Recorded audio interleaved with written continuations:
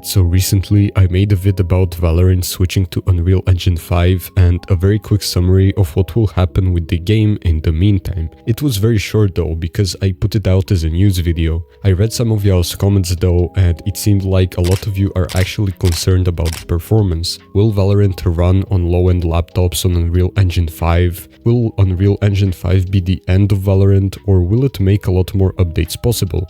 Today I'm going to be talking about that. First, I'm going to begin with the whole drama about Unreal Engine 5 ruining the performance, which, spoiler alert, is probably not going to be the case. A lot of people like to compare Valorant to Counter-Strike, and so the argument that Counter-Strike runs worse on its new engine resurfaced. The thing is, Counter-Strike is on Source 2 currently, which is completely different from Unreal Engine 5, and not to mention that Valve has been focusing on Deadlock recently, thus leaving out Counter-Strike. A more fair comparison would be games that switched to Unreal Engine 5 recently, Fortnite and even other single-player games. I mean, Fortnite's performance mode still enables low-end PCs to run it well, but an ultra settings mode exists for those added details on higher-end PCs, and the performance decline that some users experienced was mainly because they added so much stuff into the game it's now harder to handle, not really because of Unreal Engine 5. Some games even improved their performance after upgrading to Unreal Engine 5. With that, I'm saying that it is not really the engine that's responsible for the performance loss of various games.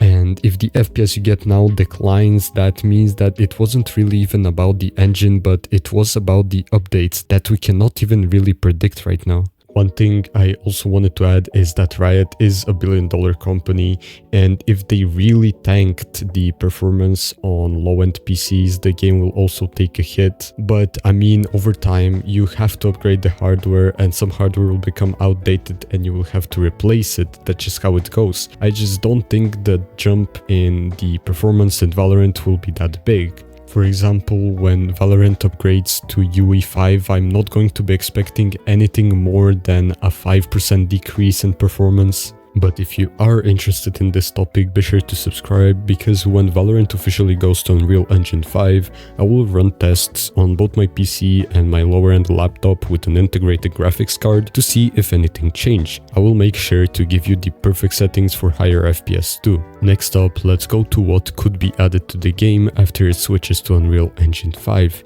It seems like whatever was planned to be added into the game just couldn't be made possible with Unreal Engine 4. Anna Donlon described that new thing as a playable experience that expands the Valorant universe. That could be a story mode or a PvE mode in my opinion. There is also the discussion that Unreal Engine 5 could help with the making of the replay system, but I still cannot confirm that since I'm not a dev and I know very little in this sphere. Now let me know what you think about this down in the comments, but I'll see you next time and goodbye.